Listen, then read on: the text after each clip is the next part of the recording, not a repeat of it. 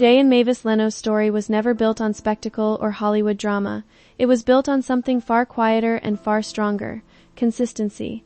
They met in the 1970s at the Comedy Store in Los Angeles, where Jay was still a working comedian trying to find his place. Mavis stood out not because she demanded attention, but because she didn't. She had a calm presence, sharp intelligence, and a way of speaking that made people listen carefully. Jay noticed that immediately. Their connection didn't start with fireworks, but with understanding. When they married in 1980, they built a life that avoided the chaos often associated with fame. There were no scandals or public fights, just two people choosing a steady life together. Jay often said marrying Mavis was the smartest decision he ever made, a statement that only grew more meaningful with time. Their relationship was grounded in mutual respect, shared values, and a quiet acceptance of each other's choices. It wasn't about perfection, it was about staying. A marriage built on respect, not performance.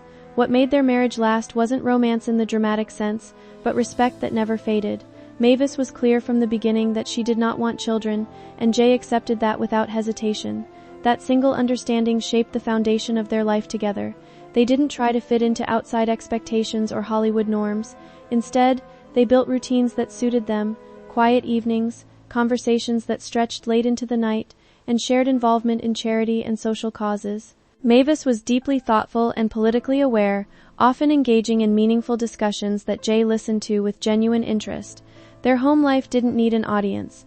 It was enough for them to simply exist together in peace. Friends often described their relationship as stable and unshakable, not because it was perfect, but because it was honest. There was no need for performance between them. They didn't act like a couple for others. They just were one, naturally and without effort, and that simplicity became their greatest strength over time. The first signs of change that no one wanted to see. As the years passed, subtle changes began to appear in Mavis's behavior. At first they were easy to dismiss: misplaced items, repeated questions, or forgotten details. Like many couples, Jay initially assumed it was normal aging. But gradually, the moments became more frequent and harder to ignore. Conversations that once flowed easily started to feel interrupted by confusion. Familiar routines began to require reminders.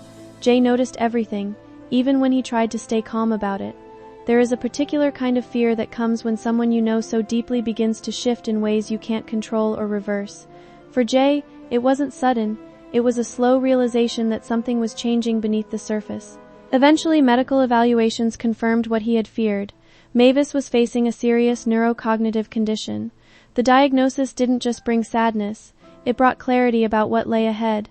It marked the beginning of a long journey that would require patience, strength, and an entirely different kind of love, a diagnosis that changed the shape of their world. When the diagnosis became clear, life didn't stop, but it did change direction. Jay was confronted with a reality that many families face but few are ever prepared for. Mavis's condition meant that memory, recognition, and independence would gradually fade. For someone who had always been strong and self-assured, the shift was painful to witness. But Jay didn't respond with distance or denial. Instead, he began adjusting to a new role without hesitation. He understood that love wasn't just about shared laughter or easy days. It was also about responsibility when things became difficult. The world outside might have seen legal terms and formal arrangements, but inside their home, it was about protection and care. He focused on making sure Mavis remained safe, supported, and treated with dignity at every stage. It wasn't about control, it was about continuity. Even as circumstances changed, his commitment remained steady. The diagnosis marked an emotional turning point, but it also revealed the depth of his dedication in a way words alone could never fully capture. Becoming a full-time caretaker with quiet dedication. As Mavis's condition progressed, Jay naturally stepped into the role of full-time caregiver. This wasn't something planned or discussed as a career shift. It emerged out of necessity and love. His days began to revolve around her needs, from preparing meals to assisting with daily routines. Small tasks became acts of patience and attention. He guided her gently through familiar spaces, ensuring she felt safe even when confusion set in. There was no sense of complaint in his approach. Instead, there was acceptance of a new rhythm of life. Caregiving became less about obligation and more about presence. Even in difficult moments, he remained steady, choosing calm reassurance over frustration. The home environment became simpler, quieter, and more focused on comfort. In many ways, his role shifted from partner in shared adventure to anchor in uncertain waters. What made this transformation remarkable was not the scale of the responsibility, but the consistency with which he carried it. Every day became an expression of quiet devotion rather than obligation or sacrifice. Small acts of care that carried deep meaning. The most powerful expressions of Jay's care were not grand gestures, but small, consistent acts repeated every day. Helping Mavis get dressed, guiding her through meals, or simply sitting beside her during quiet moments became part of their routine. When she became disoriented, he didn't react with panic. He responded with calm familiarity, using tone and touch to bring comfort. Even something as simple as holding her hand became a grounding connection. He often used humor in gentle ways, not to dismiss her confusion, but to soften it. Laughter, even brief and uncertain, became a bridge between clarity and confusion. These daily moments weren't visible to the outside world, but they defined the reality of their life together. Care, in this sense, wasn't a task, it was a language. It communicated safety, familiarity, and enduring presence. Over time, these small acts became the structure of their days, forming a rhythm that replaced earlier routines. In that quiet repetition, something deeply human was preserved: memory, identity, and the challenge of recognition. One of the most difficult aspects of Mavis's condition was the gradual loss of recognition. Moments would arrive when familiar faces no longer felt familiar to her. For Jay, this created a painful emotional contradiction, being present but not always recognized. Yet he continued to approach her with patience, never forcing recognition or reacting with frustration. Instead, he met each moment as it came, adapting his responses to her needs rather than his expectations. He used photographs, familiar stories, and shared memories as gentle reminders of their past. Sometimes they worked briefly, sometimes not at all, but the effort was always there. The goal wasn't to restore what was fading, but to create comfort within what remained. Identity, in this stage of life, became less about memory and more about feeling safe in the present moment. Even when recognition wasn't present, connection still existed in quieter forms, through touch, tone, and presence. That became the new way they related to each other. Love expressed through patience and repetition. Repetition became a central part of their daily life, but not in a mechanical way. It became a form of love expressed through patience. Jay would answer the same questions gently, guide the same routines calmly, and repeat familiar reassurances without frustration. In many relationships, repetition can feel tiring, but in caregiving, it becomes essential. It creates structure where memory no longer provides it. He didn't rush Mavis through moments of confusion. Instead, he allowed time to stretch as needed. This patience wasn't passive, it was active care. It required emotional strength to remain steady when answers had to be given again and again. Over time, repetition became a language of reassurance. Even when memory failed, the tone of voice and presence of a familiar person provided grounding. That consistency helped reduce fear and confusion for Mavis, even when clarity wasn't possible. In this way, repetition transformed from a challenge into a form of emotional support. The emotional weight of watching change. Watching someone you love change in ways you cannot reverse carries a unique emotional weight. For Jay, this was one of the most difficult aspects of the journey. Mavis's personality, once sharp and engaged, gradually shifted into something more fragile and uncertain. Moments of clarity would come and go unpredictably. This emotional unpredictability created a constant adjustment in how he responded each day. There was grief, but it was not a single moment of loss. It was ongoing and layered. Each change required acceptance without final closure. Despite this, he never treated her differently in terms of respect or value. She remained the person he married, regardless of memory or condition. This perspective helped him maintain emotional stability even in difficult moments. Instead of focusing on what was lost, he focused on what remained: presence, connection, and care. It was not easy, but it was steady, and that steadiness became the foundation of how he continued forward. Continuing life with gentle adaptation. As circumstances evolved, life didn't stop, it simply adapted. Daily routines were adjusted to match Mavis's needs, creating a slower and more structured rhythm. Activities were simplified, environments were softened, and interactions became more focused on comfort than complexity. Jay adjusted not only physically but emotionally, learning to meet each day without rigid expectations. Flexibility became essential. Some days were easier, others more challenging, but the approach remained consistent. There was no attempt to recreate the past exactly as it was. Instead, there was acceptance of the present moment as it existed.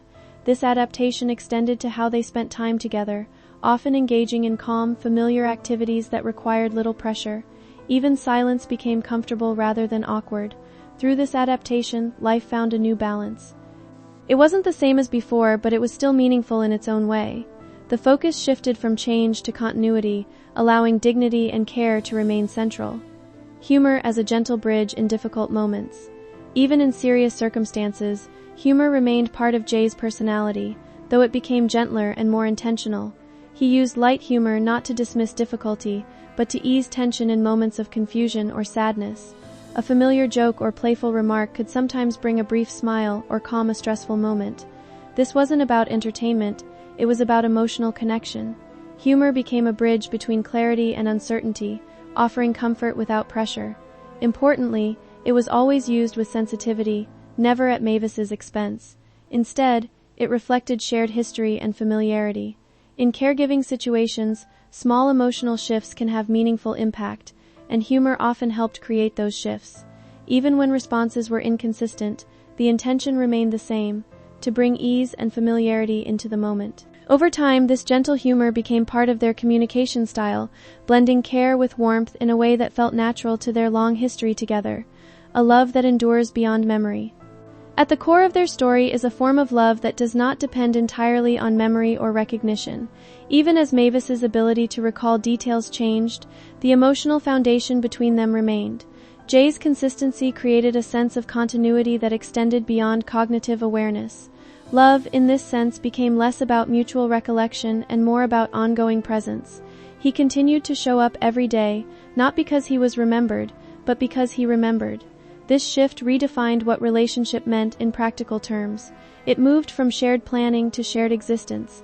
Even when communication was limited, connection persisted in quieter forms. Presence became the most important expression of devotion. This kind of love challenges conventional ideas about relationships, showing that commitment can exist independently of memory. It is sustained not by recognition, but by choice repeated over time.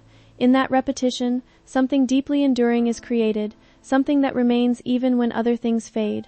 The reality of caregiving without idealization. Caregiving is often romanticized from the outside, but the reality is more complex and layered. It involves physical effort, emotional endurance, and constant adjustment.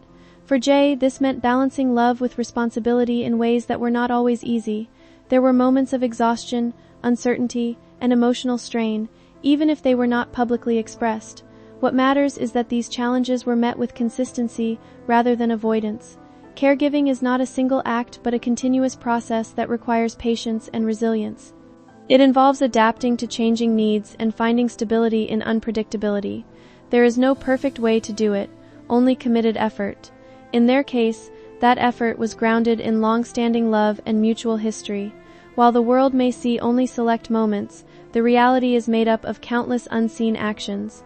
This honest perspective removes idealization and replaces it with something more real, a steady, human effort to care for someone through all stages of change. Enduring commitment through life's hardest chapter. What defines Jay and Mavis Leno's later years is not loss alone, but commitment that continues through it. Life presented them with one of its most difficult challenges, yet their bond remained intact through daily action and presence. Commitment, in this context, is not a declaration but a practice. It is shown in routines, patience, and willingness to adapt without retreating. Jay's dedication reflects a long-standing promise that extended beyond celebration into difficulty. He did not redefine love during hardship. He continued what had always been present in quieter form. That continuity is what gives their story depth. It shows that relationships are not measured only by joyful moments, but by endurance during uncertain ones. Even as circumstances changed, the foundation of care remained visible in every interaction.